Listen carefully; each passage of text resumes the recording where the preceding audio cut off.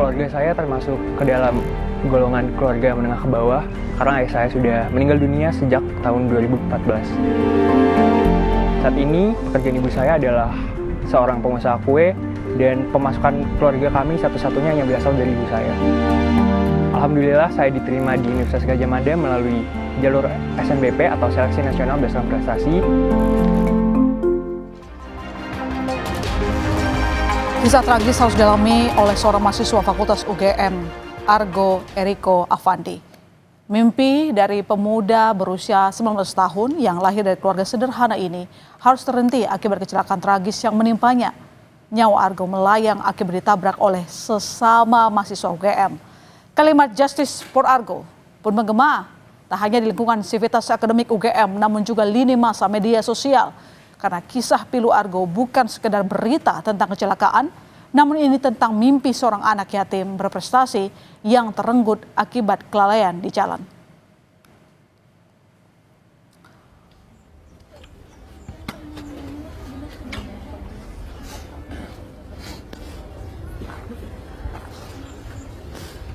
Air mata Meliana, ibunda dari Argo Eriko Afandi, mengantarkan kepergian Argo menuju ke tempat peristirahatan terakhirnya di TPU Karet Bifak.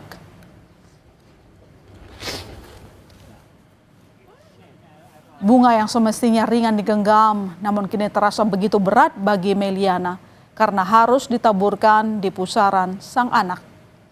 Kepergian Argo menjadi pukulan besar bagi Meliana setelah sepeninggal suaminya pada 2014 lalu.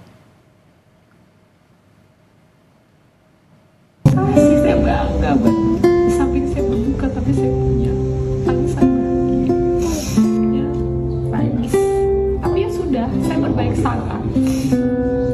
Allah pasti akan menyiapkan lebih baik entah dengan cara apa ya. Karena kan titipannya sudah diambil, saya sudah kembalikan di 19 tahun ini, berarti tugas saya tanggung jawab. Sebenarnya saya dengan diamanahkan anak yatim ini adalah bentuk tanggung jawab saya ke Allah sih Pak, lebih ke situ. Bahwa api yang ini jauh lebih berat Pak. Ya pasti. Karena darah daging Pak, beda dengan suami. Sosok yang paling terpukul atas kepergian Argo Eriko tentu saja adalah sang ibu Meliana. Bagaimana tidak, selama ini putranya Argo hanya bertumpu pada dirinya. Sejak usia 7 tahun, Argo hanya dibesarkan seorang diri oleh ibunya. Ayahnya telah meninggal pada tahun 2014. Sepeninggal sang suami, ibu Argo tak ada pilihan selain mengambil alih tanggung jawab keluarga agar kehidupan keluarga dapat terus berjalan dengan berjualan kue. Melihat perjuangan sang ibu, Argo tidak tinggal diam. Argo berjuang dengan giat belajar dan mengejar prestasi. Usaha pun tak mengkhianati hasil. Argo dikenal sebagai siswa berprestasi hingga bisa diterima di Fakultas Hukum Universitas Gadjah Mada melalui jalur prestasi. Dan dia punya semangat dan dedikasi yang tinggi terhadap masa depan dia. Karena dia punya tujuan yang sangat mulia, yaitu ingin membahagiakan ibunya yang selaku single mom hingga saat ini. Dan juga untuk adiknya yang masih SMA 1.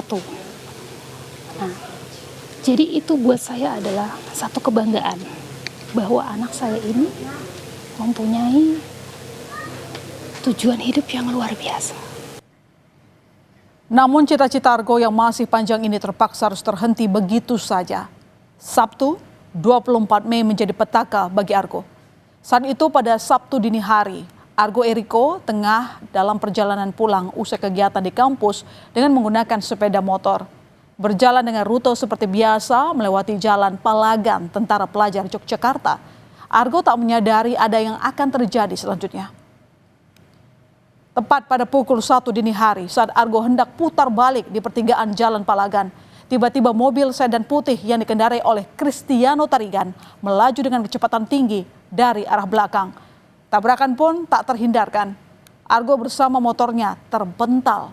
Sementara usai menabrak motor Argo, mobil Kristiano juga menabrak mobil yang sedang terparkir di jalan.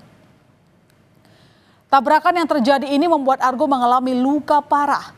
Nyawa Argo tak tertolong lagi. Ia meninggal di lokasi kejadian. Jenazah Argo kemudian dibawa ke Rumah Sakit Bayangkara, Polda, Daerah Istimewa, Yogyakarta. Lalu kemudian dibawa ke rumah keluarganya di Cilodong, Kota Depok, Jawa Barat. 3 hari usai kecelakaan, polisi belum juga menangkap pelaku dan menetapkan sebagai tersangka dari penabrak Argo Eriko. Hal ini membuat para Civita Akademik Fakultas Hukum UGM tak tinggal diam. Kalimat Justice for Aldo pun digaungkan. Patung Dewi Keadilan di Fakultas Hukum UGM pun dibanjiri dengan karangan bunga. Sebagai simbol ungkapan duka cita sekaligus menuntut keadilan bagi Argo agar penabrak segera ditangkap. Di sini kami sebagai mahasiswa Universitas Gadjah Mada juga turut berduka cita atas wafatnya rekan kami Argo, yang dimana sampai saat ini kan juga terdakwa atas nama Mas Ano dari AYU-PFEB 2022 itu juga masih ditetapkan sebagai tersangka dan sampai saat ini belum mendapat kejelasan yang lebih valid lagi.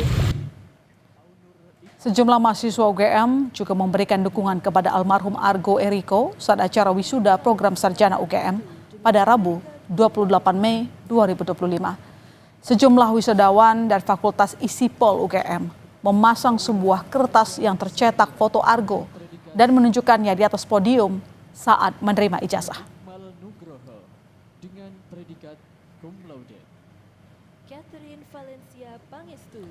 Setelah sekian hari didesak publik, polisi akhirnya menangkap mahasiswa Fakultas Ekonomi dan Bisnis UGM, Cristiano Tarigan, sebagai tersangka pengemudi mobil yang menewaskan Argo. Setelah dilakukan pemeriksaan, polisi bilang kecelakaan lalu lintas yang melibatkan 2 mahasiswa Universitas Gadjah Mada Yogyakarta dikarenakan faktor kelelahan fisik. Padatnya kegiatan tersangka Cristiano Tarigan menyebabkan pelaku kurang konsentrasi saat mengemudikan mobil. Hasil urin Cristiano disebut negatif alkohol dan narkoba. Tadi pelanggaran dia ya dari hasil keterangan ini dan saksi yang lainnya, dia satu kurang konsentrasi. Ya. Makanya pada saat naik kendaraan ya dia tidak klakson, tidak ada upaya menghindar, kemudian pengereman. Rem itu dilaksanakan setelah nabrak. Kota ini lelah, ya, karena aktivitas yang bersangkutan tadi dari pagi sampai malam itu full, ya. Buntut dari penetapan tersangka ini, untuk sementara Fakultas Ekonomika dan Bisnis UGM menonaktifkan sementara status kemahasiswaan pelaku Cristiano Tarigan. Penonaktifan ini dilakukan agar pelaku dapat menghadapi proses hukum secara objektif. Meski Meliana, ibunda Argo, sudah ikhlas dengan kepergian anaknya, namun Meliana bertekad terus menempuh jalur hukum demi menegakkan keadilan bagi almarhum anaknya. Meliana memohon bantuan kepada Fakultas Hukum UGM membantu menyiapkan tim pengacara dalam kasus kecelakaan Argo. Begitupun dengan kasus hukumnya, keluarga Argo telah melimpahkan kepada kuasa hukum.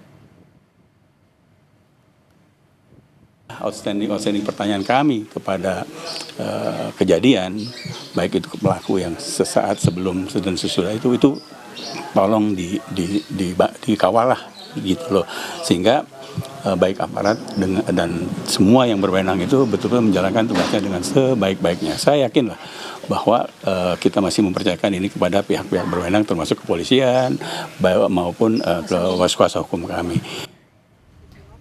Saat kecelakaan yang menewaskan mahasiswa UGM Argo terjadi, rupanya mobil yang dikendarai pelaku Cristiano menggunakan plat nomor palsu, yaitu F1206. Pasalnya, plat nomor tersebut berbeda dengan plat nomor saat dilakukan olah TKP. Hal ini menimbulkan spekulasi bahwa plat nomor kendaraan telah diganti untuk menghindari identifikasi lebih lanjut. Inilah plat nomor kendaraan yang terpasang saat olah TKP di Polsek Ngalik, Sleman. Plat mobil ini berbeda dengan mobil Cristiano Tarigan saat pelaku menabrak korban. Mobil milik Cristiano Tarigan berganti menjadi B1442 NAC.